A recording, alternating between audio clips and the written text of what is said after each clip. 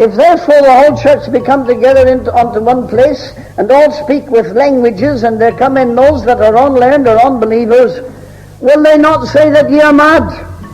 Oh, they will say that you are mad. So you see, this is where the interpreter came in the meeting.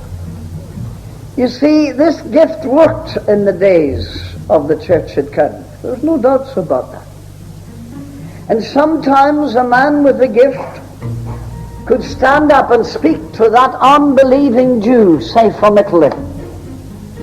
And this man can speak with Italian. Now, neither the Corinthians, who were saved, who were in the church, could understand him. Neither the unlearned Greek could understand him.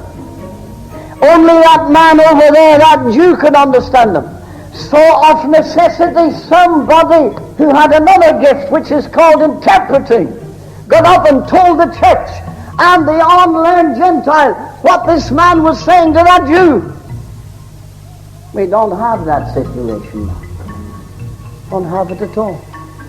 We get a lot of baloney. We get a fellow standing up saying Allah, Mala, Fala, Kalala, and he goes on for an hour and the sweat blinds him, and then another big fellow gets up and says what he said. You see, they took me to a meeting once just to see this done, and the pastor said to me, it's unfair for you to barge. You've never been there. Right, I'll go along. So I was there. And a big fella beside me, about 6'2", he got up and he went off on a rattle. You've never heard anything like it in your life. And I was irreverent enough to look up at him.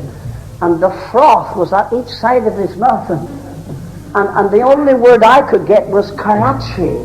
Every time he was wanting a breath, he said, Karachi. Then he would say, Alamala, Fala, Kalala, Karachi. And I began to count Karachis. And I'll tell you how many I counted. I counted 37 to the time he sat down. He said a lot of other things, but this Karachi came up. And another fellow got up and he interpreted, and it was about some sort of a famine that was coming to Ulster. And he interpreted all he said. So when the thing was over, the pastor said to me, what did you think of it? I said, get the two fellows till we have a talk with them. So I said, what language were you speaking in? He says, I don't know what language I was speaking in. I said, were you interpreting him word for word? Was the same spirit moving you to interpret the same? He says, I was. I interpreted every word he said. Word for word. Yeah. Well, he says, the pastor here and yourself, you're bound to know that this fellow said Karachi.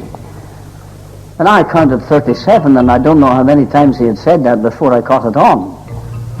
But you didn't interpret anything 37 times.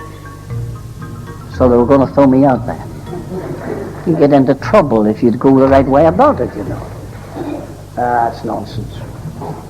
Complete nonsense. That's what it is.